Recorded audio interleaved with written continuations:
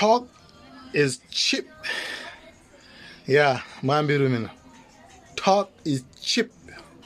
Azungu amina madana. Talk is cheap. Talk is cheap. Kuyankhula nko cheaper. Yeah, for mangu kuyankhula basi. Kumana kuchita, kumana kuli kodula. Guys, anyway, amene sakumvetsa nkhani inali yokuti. Nthawi imeneyo President Dr. Lazarus Chakwera ndithu amadzudzula kuti yayi makamaka malamulo ina mudziko muno sali bwino kwambiri chifukwa president sangakhale ndi mphamvu zonse zoti azisankha yekha. Wamkulu wakumeki kusankha yekha, wamkulu wakuadimaki kusankha yekha, wamkulu wakuti zonsezo president fundo zimene samagwirizana nazo. Ndipo ndithu anthu ambiri tinakondwera, amalawi ambiri tinakondwera kuti yayi President Dr. Lazarus Chakwera ndiyo khawa amene angakonzenso ndithu malamulo ngati amenewa. Komanso china chonjiza nchokuti anazayankhula kuti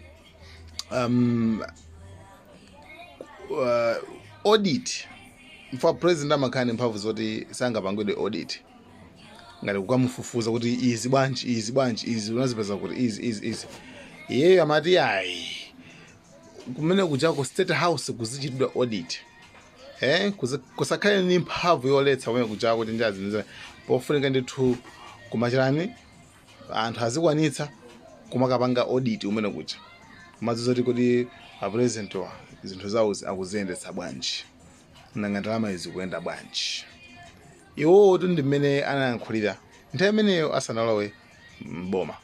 Komano panopa funso ndikuti mu zinthu zonsezi kwa anthu amene mukudziwa mmene zinthu zikuyendera timafuna tidziona kuti kodi ndi zinthu ziti zimene zinasinthidwa ndi zomwe zija.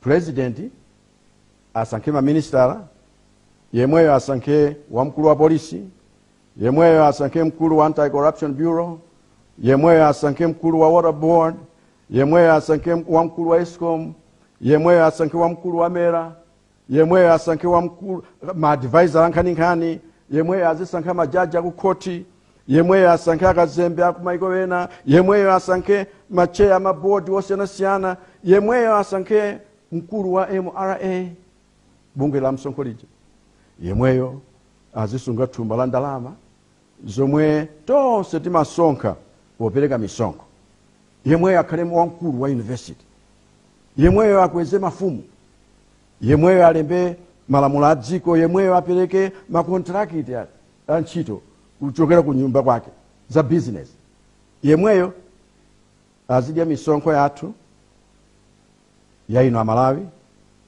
koma osalola kuti audit izichitika ku State House.